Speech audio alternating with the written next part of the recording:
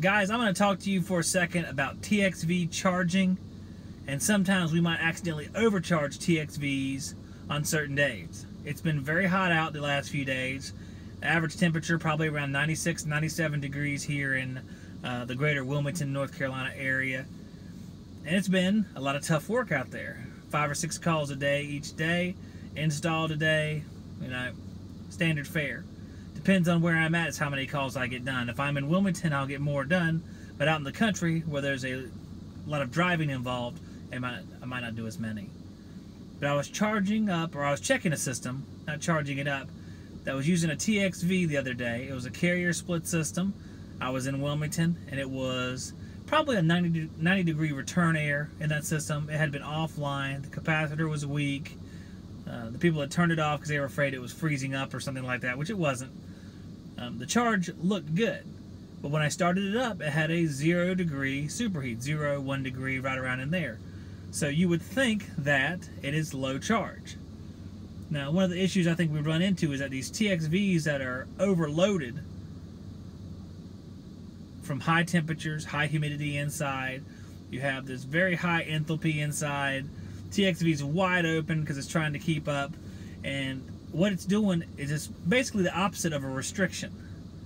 You have a restriction in the line, you're going to have high subcooling, because let's say you have your piping flowing through. I don't have no simulation piping on me. Let's say you have a pipe flowing through here and you have your orifice right here in the middle that's dropping pressure. Let's say you had a restriction and the orifice was too small. So you're going to get refrigerant stacked on one side of the orifice. That'll increase your subcooling in the condenser, and you're going to have less refrigerant on the evaporator side, which will give you a high superheat. Well, if you have an oversized piston, orifice, or a TXV that's overloaded, you may get a very high suction pressure. Trying to keep that superheat down like a TXV wants to do, keep a regulated superheat in the evaporator, may cost some subcooling because it's wide open. It's taking from that side of the system that's on the condenser side, which will drop the subcooling because it's letting more refrigerant through. As I watched the system run and the temperature came down inside, the subcooling steadily rose back up again.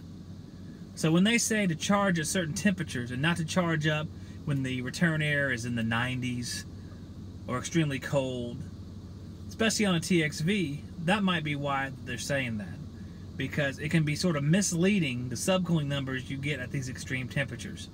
So I wanted to put up a little quick video about that, because I think it's worthwhile. If you're going to charge with a TXV, let it run for a while, let it cool down to space before you finalize your charge, or let it run for a few days and come back and charge it.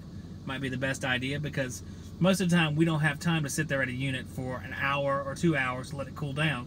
Especially on a day like today, it's 97 degrees, it wouldn't cool down for several hours if it had been offline for a while.